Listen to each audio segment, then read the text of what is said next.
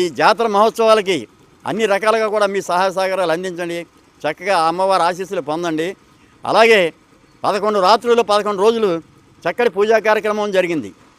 1,00,000 గాజులకి పసుపు కుంకుమ 1,00,000 గాజులతోటి అమ్మవారి సన్నిధిలో చక్కగా పూజా కార్యక్రమం జరిపించుకొని అమ్మవారు అందులో విలీనమై ఉంటారు. ఆ గాజుల్లో విలీనమయ్యి ప్రతి ఒక్క భక్తునికి చేరాలన్న తపనతోటి ఆలయ కమిటీ శ్రీరంగం అంజబాబు మా మిత్ర బృందం అందరూ కూడా ఈ కార్యక్రమాల్లో పాల్గొనడం జరుగుతుంది.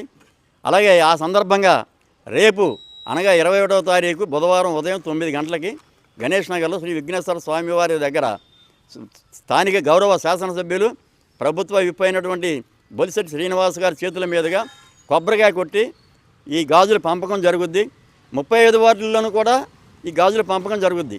ప్రతి ఒక్కరూ కూడా ఎక్కడ ఆలయం ఉంటే అక్కడ ప్రతిరోజు కూడా రోజుకి ఒక వార్డులో 2-3 చోట్ల ఇవ్వడం జరుగుద్ది. రేపొద్దున వినాయకుడి గుడి దగ్గర ఎమ్మెల్యే గారితో కొబ్బరికాయ కొట్టించి సుబ్రహ్మణ్య స్వామి గుడి దగ్గర మహిళలందరికీ కూడా పంపిణీ జరుగుద్ది. కాబట్టి ప్రతి ఒక్కరూ కూడా విచ్చేసి అమ్మవారి ఆశీస్సులు పొందండి. ఓం శ్రీమాత్రే నమః.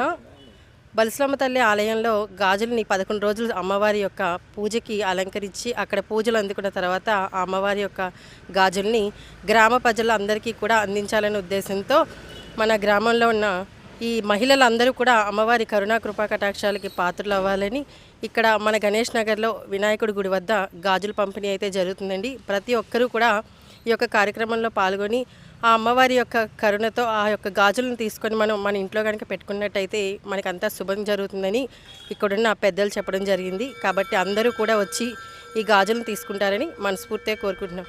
జై బలసలమ్మ తల్లి, జై జై బలసలమ్మ తల్లి.